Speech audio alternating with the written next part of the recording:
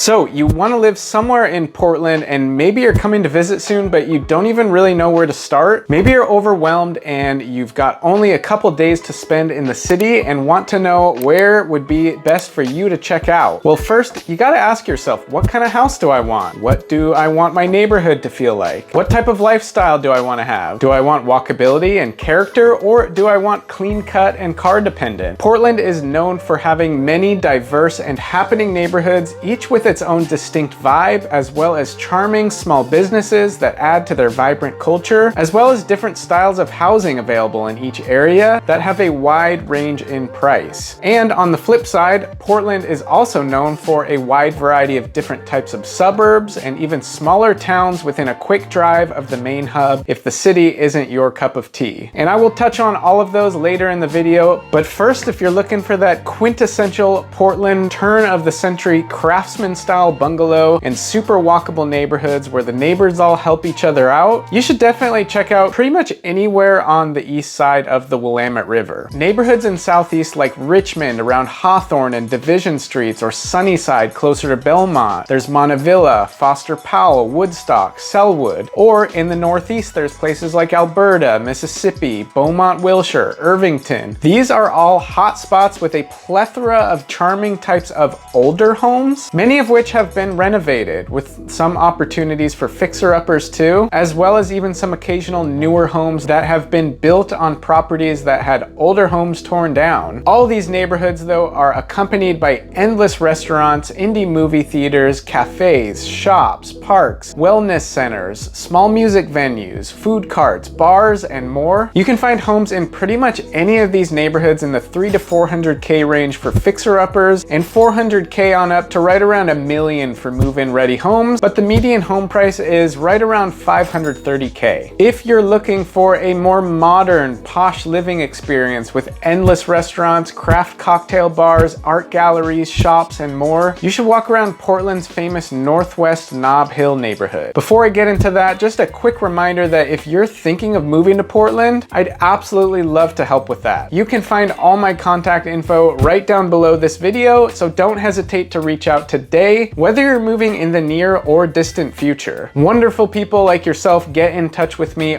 all the time to become clients of mine that are looking to relocate and buy a home in the Portland metro area, and I absolutely love it, and I would love to hear from you next. So with that out of the way, what I was about to say is this northwest part of town is pretty different than the east side. Overall, it feels more urban compared to the east side. It too has lots of art galleries, coffee shops, cafes, independent boutiques, and is quite walkable. The Northwest also includes the Pearl District, which is going to be the most big city feel of all the neighborhoods, and that may be your vibe if you're looking for a more modern urban apartment lifestyle. While you're there, explore the foodie scene, the swanky cocktail lounges, and just enjoy the general walkability of the area. You're very close to Forest Park, which I'll come back to later in the video, but the West Hills are for those of you who are looking for a classic luxury close to the center of the city, but don't mind sacrificing a little bit of walkability. Both in the Northwest and Southwest, these hills are home to many large craftsman, traditional, and Tudor style homes that typically sell for $1 million plus. So what I'm saying is, if you've got money to spend and you want to live up in the hills, take a drive through Willamette Heights, Arlington Heights, Portland Heights, or Sylvan Heights. These are all popular spots to live if you're a doctor working at OHSU, for example, or if you're just kind of a baller. While you're on that side of town, be sure to stroll through and enjoy the Japanese gardens and their tea house, the rose gardens during blooming seasons, spring through fall, the Hoyt Arboretum, and maybe even a hiking trail, all which are located in Washington Park. For the future Portlander that wants suburban and walkability isn't as important to you as having a newer built home and a quiet environment, go even farther to the west part of town where everything is just a bit more spread out. You may have to drive a bit to enjoy the amenities of the area. The west side, as it's known to Portlanders, pretty much includes Beaverton, Hillsborough, and a few other suburbs. There's some great neighborhoods in Beaverton, specifically places like Highland and Beaverton, where you'll see a lot of mid-century modern homes on large forested lots. Or there's Neighbors Southwest, where you'll find more late 20th century style homes and a relatively newer development with lots of urban amenities nearby. Downtown Beaverton and downtown Hillsborough have really flourished with lots lots of great spots in recent times, and home prices used to be better than Portland, but nowadays are pretty comparable. While you're exploring Beaverton, you're gonna wanna try some of the Asian cuisine. There's tons of good ramen spots, sushi, Korean barbecue, Vietnamese, and more. Since it's the suburbs, the west side is kind of known for strip malls, big massive strip malls, and it's not known for walkability. Beaverton is home to the Nike World Headquarters, so if you're relocating for Nike, Beaverton's probably a good spot for you. And if you're in the tech lane, Hillsboro is known as the Silicon Forest, with tech giants like Intel and many others that I'm not even sure what they do, to be honest. On the higher end of the spectrum, if you want the best of the best, you gotta check out Lake Oswego and its sister city of West Lynn. Both of these places are about as high-end and luxurious as it gets for Portland. Lake Oswego features a private lake open to residents of Lake Oswego only, and some of the Portland metro area's most expensive and stunning homes, and not to mention one of the nicest downtown areas. You're gonna love grabbing an ice cream from Salt and Straw or sushi from Bamboo, and then going for a walk by the lake. The median home price of Lake Oswego typically hovers right around $1 million, and West Lynn is a little bit more affordable with a median home price of about $850,000, but is equally as nice and beautiful with a hilly landscape, a great downtown area, and is home to even some of the Portland trailblazers. On the totally opposite side of the metro though, there's Happy Valley with its newer homes and hilly landscapes. It's got a lot of new homes and even a large amount of currently under construction homes. Again, not very walkable, but some very beautiful places to drive around. The median home price of Happy Valley is a little higher than others at $730K. Also, a fun fact about Happy Valley is that it is home to Pickathon Music Festival, which no, it's not a bluegrass festival as everyone seems to think, but rather an eclectic gathering of all types of music and art into one really cool location with all of the great food and beer staples of the Portland area mixed in. I've been to a lot of really cool music festivals, but this has got to be one of the coolest I've ever been to. It takes place the first weekend of August. You could also check out the East Side's Gresham for that more suburban, quiet feel just east of town. Gresham has a median home price of just under $500,000 and has a very wide array of different types of neighborhoods, from small, affordable homes to massive mansions on huge plots of land with epic Mount Hood views. Or if you're the type who doesn't want to be in the city and wants more of a small town vibe, there are many small towns within a half hour or so of the center of Portland that can make you feel like you're not even in the city. If that sounds appealing to you, then skip everything I've mentioned in this video and just check out places like Sherwood or Molalla, Wilsonville, Forest Grove, or even Estacada. Are you still with me? I know this has been a lot of information, but wait, there's more. There's definitely some places I've missed, but this has been a fairly dense overview, and when you feel satisfied with the different neighborhoods, you absolutely must complement the city exploration with some of the breathtaking nature that makes living in the Pacific Northwest so special. You really have to enjoy some of the nature here to fully appreciate the beauty of this city, trust me. See the Columbia River Gorge, even just the drive down 84 is epic. You can go on a waterfall tour or go windsurfing in the summer, but you can also see several waterfalls from the highway as you drive. Make sure you go for a hike on one of the hundreds of hiking trails, drive across the Bridge of the Gods into Washington to make you feel like you're in a movie or something. Or if you want to go in the totally opposite direction, take a scenic drive to the coast. Once you get out of the metro area, the 26 highway is miles and miles of dense mossy forests that takes you right to the famous 101 highway and hotspot coastal towns. Depending on the time of the year, you can stop and find places to camp or even possibly go mushroom hunting in the forest if you're into that kind of thing. Don't ask me for any spots, I'm not telling. It's also worth noting that you can find many places to go wine tasting, pretty much in all directions of Portland. Are you not entertained yet? If you're like, Matt, you're killing me, I want some nature, but don't really want to venture too far out of the city, I only have a couple days here, that's totally understandable. Forest Park, as I mentioned before, is right in the middle of the city and is full of beautiful hiking trails, bird watching, peaceful flowing creeks, and around 80 miles worth of trails. At 5,200 acres, it is the largest forested urban park in the